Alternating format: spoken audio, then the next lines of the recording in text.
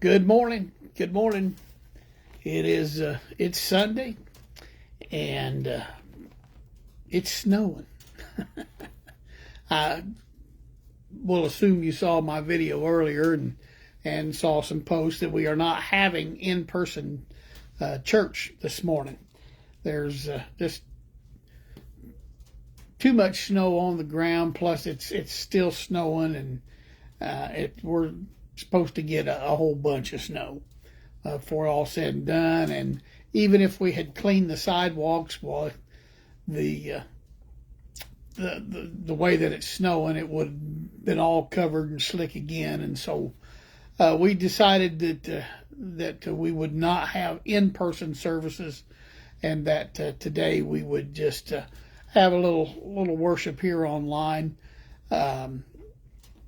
So I hope that you're going to watch and hang with us this morning. It's not going to be a full service. We're not going to sing any songs this morning, which I know some of you would prefer that anyway. But anyway, we were going to take communion this morning. Not going to be doing that either. We're going to postpone all that till next week, when we can all be together once again, provided we don't get any more of this nasty white stuff that's coming down. Snow's a 4-letter word in my house, and although my wife does like it, she thinks and it is. I'll grant it's pretty to look at, but if it would just stay off the sidewalks and the streets, I'd be fine with it. But it just makes things difficult, and it puts a halt on a lot of things. So here we are this morning. I don't really have a whole lot of announcements for you, other than probably most of what would go on this week is going to be canceled, because there's just too much snow on the ground, and you don't need to be out in it. If you don't have to get out in this stuff, don't. There's just, I don't want anybody falling. I don't want anybody to get hurt. So if you can stay in, stay in. We're kind of celebrating this morning. It's what we call Epiphany Sunday. Epiphany is the time that we celebrate when the Magi, or the three kings, or the wise men, we call them, came to worship the Christ child. And so that's kind of where I'm at this morning, what we're going to be talking about. And so just kind of sit back and relax and hang with me here for a little bit this morning. It is not my intention to hold you here a long time, but I think it's important that we take the time to have that time of worship, but also celebrate this Magi that came to visit the Christ child. So I'm going to read to you from Matthew chapter 2. This is the only place where the story is found. Matthew chapter 2, I'm going to read you the first 12 verses. After Jesus was born in Bethlehem in Judea during the time of King Herod, Magi from the east came to Jerusalem and asked, "Where is the one who has been born King of the Jews? We saw his star in the east and have come to worship him." When King Herod heard this, he was disturbed, and all of Jerusalem with him. When he had called together all the people's chief priests and the teachers of the law, he asked them where the Christ was to be born. "In Bethlehem in Judea," they replied, "for this is what the prophet has written.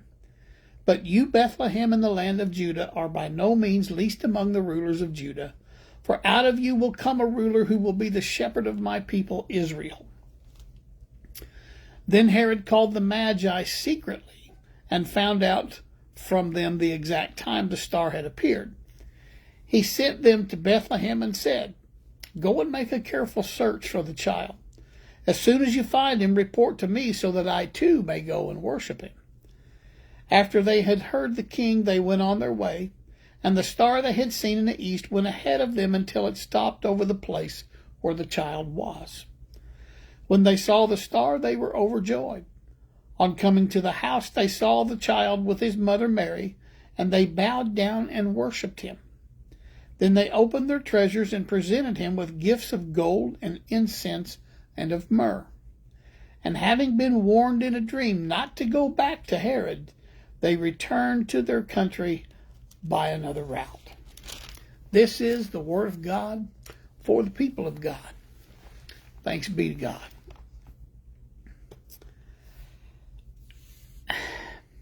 Do you like to look at stars? That's one of the things that I like to do at night is, especially on a nice, cool, crisp night, seems like you can see more stars during that time than you can when it's hot out. But anyway, I like to look at the stars. Now, I'm not very good at pulling out, finding constellations and that kind of stuff. I can find Orion, and I can find the Big Dipper, and that's just about my limit. But I like to look at the stars. Here just recently, the night sky, we saw the northern lights. Karen and I were down in Carmine, and we drove out into the country where it was really nice and dark, and I got some pretty good pictures. I think I even posted some online. But just to see that and you see God's hand at work in all of that. And it was just a beautiful sight to see. And excuse me. I just like to look at the night sky. Now, Matthew here tells us about what we might call some stargazers. And he calls them magi. Now, magi is a term, like a lot of words, that has changed over periods of time. It was originally associated with the Medes and the Persians, and had its beginnings with a man by the name of Zoroaster. Probably didn't say that very well.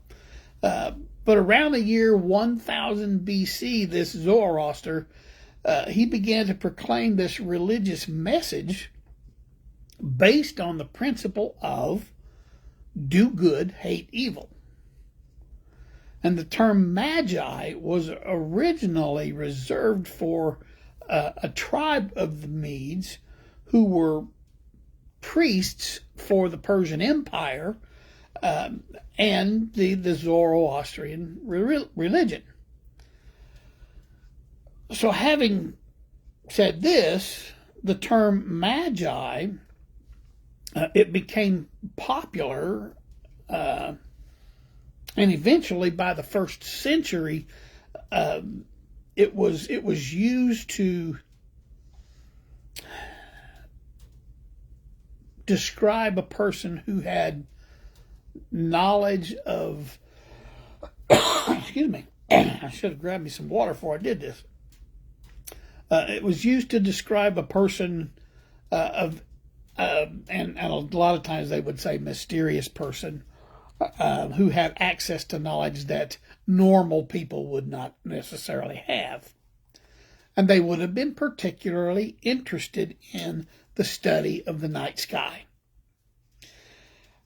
So it was through our thought at the time that what was observed in the sky was reflected in the events that were taking place upon the earth. And monitoring of events in the heavens was believed to give insight to what was happening or going on the earth. So a knowledge of the night sky was essential. Now, there's a lot of traditions that surround this story of the Magi. Now, number one, we always associate it with nativity scene. And the fact is these Magi were not at the stable when Christ was born. this is a period of time later, maybe even up to 2 years. And so we get this impression that the star stopped over the stable, which it did not. It's just a tradition. It's a nice story, but it didn't happen that way. These magi, there's no mention of them being kings. No mention of a stable. It says that when the star stopped over the place where Jesus was, that they entered the house and saw the Christ child with his mother Mary.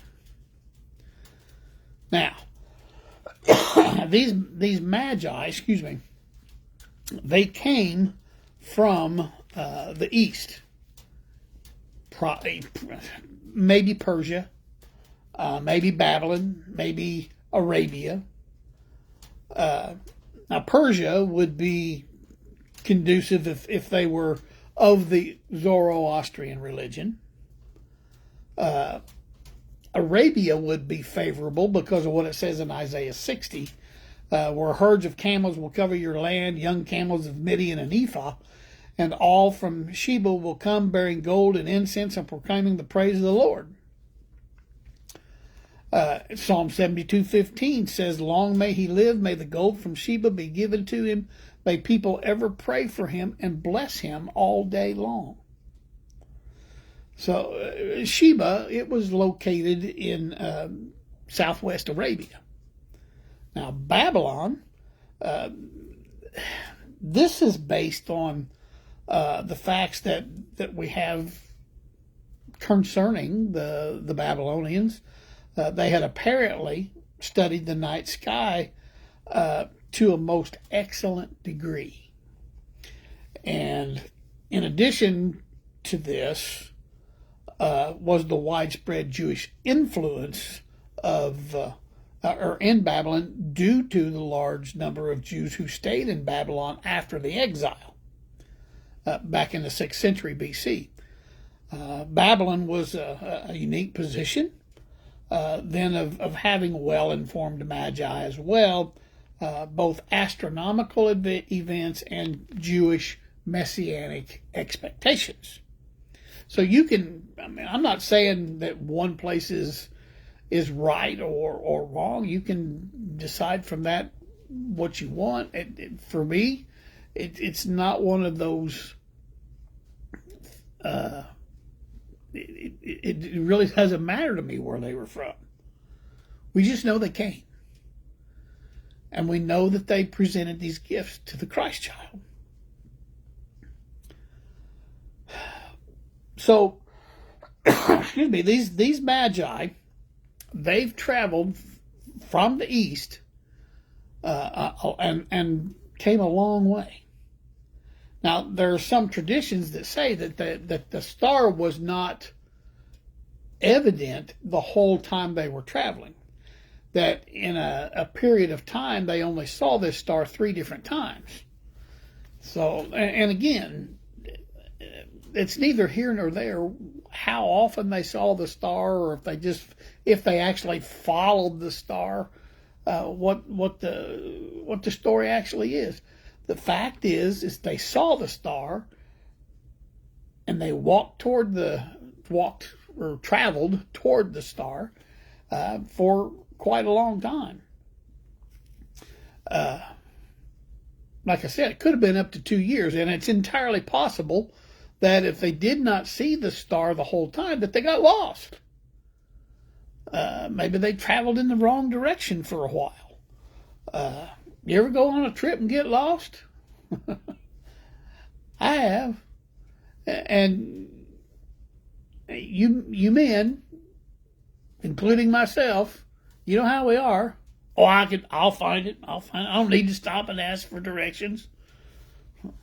We just go. And now, if it were women, there's a whole story about if the Magi had been women, that what would have happened is that they would have stopped and asked for directions. They would have arrived on time. They'd have helped deliver the baby and cleaned up the stable and made a casserole and giving practical gifts. But the fact is, they were men. And they got there after the fact. So they end up in Jerusalem. Now, why? Why would they go? Why would they end up there? Well, first of all, because Jerusalem was the Jewish state capital, or the Jewish capital, not necessarily state, but anyway, they were looking for a king. That's where the palace was, and of course, that's where Herod was.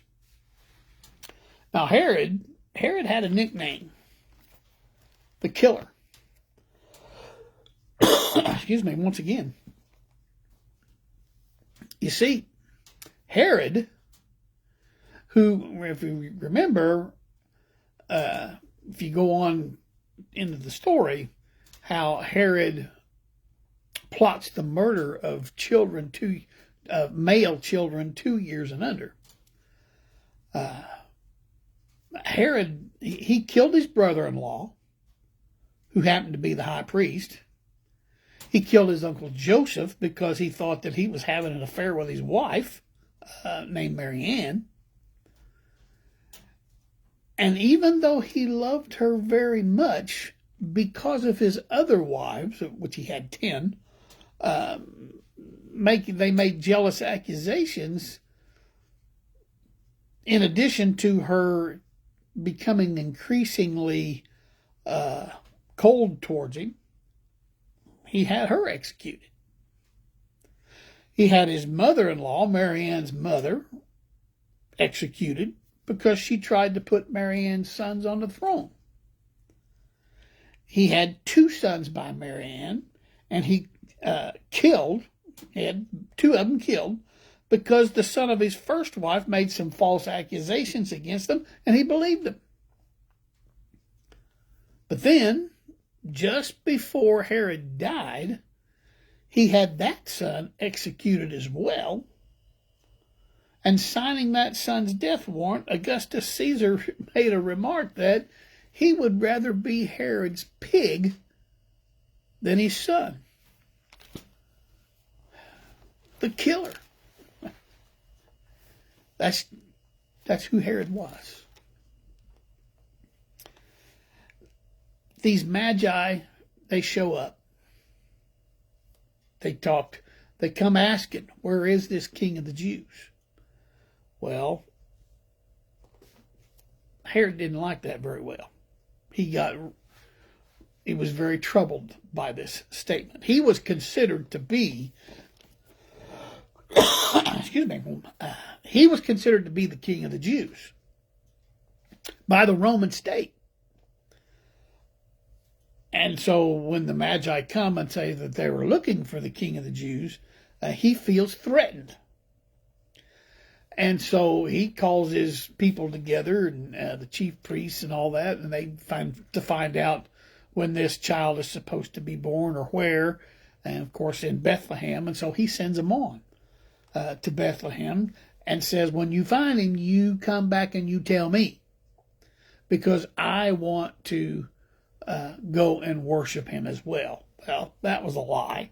We know that because we're familiar with the story about how he ordered the death of the children. And so these magi, they go on their way.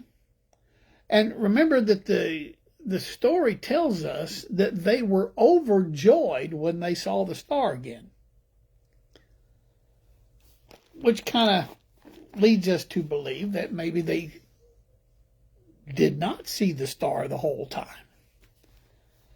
And so this star appears again. They're overjoyed, and it comes to rest over the place where Jesus was, this house in Bethlehem.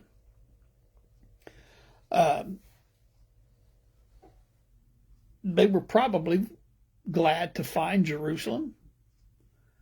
As I said, it's entirely possible that they had gotten lost. And there's a story that my dad used to tell me. about how he went hunting. I think he was deer hunting. And he was out in this woods, and he was with at least one other guy, maybe two. He got lost. They were separated, hunting in different places, but somehow Dad got lost. To the point that he made his way to the top of a hill, and he was hollering and yelling and shooting his gun up in the air. And, of course, he never got any kind of a response. This was back in the day before cell phones. Excuse me. And so Dad says to me, he says, I saw the sun. And he said, I made that my goal, was to walk toward the sun, to follow the sun, till he walked out of the woods and found where he was supposed to go. When he found the other guys, somebody made some mention about the nut that was on the hill, shooting and hollering and screaming and whatever. And Dad said, I never said anything. But he walked toward, you've heard that old saying, walk toward the light. That's what Dad did, the light of the sun. Dad walked toward the light. Excuse me. The fact of the matter is, as we go through life, we can get lost. We can lose our focus. We forget the way that we're supposed to be going. And we can find ourselves lost. Not necessarily physically, but emotionally or spiritually. When we find ourselves in that situation, we need to walk toward the light. And that light is Jesus Christ. Jesus says, I am the light of the world. So my friends, this morning, when you find yourself lost, when you find yourself strayed and gotten so far off the beaten path that you can't find your way back, look for the light. It's there. Jesus is always there. Focus on him, and he will lead you safely home. Hallelujah. I appreciate you guys joining me this morning, and I hope you're having a great new year. Again, stay in. I know I see that some of you down south around West Frankfort way are watching this morning. Excuse me. And you guys have got a lot more ice down there than we got. But wherever you're at, stay in, stay safe if you can. There's no point in getting out in this mess if you don't have to. But just know that I love you guys. I'm glad you joined us this morning. And I'll be on here tomorrow, probably talking about Epiphany one more time. But I'm glad you're with us. Go do something for Jesus. And I'll see you later.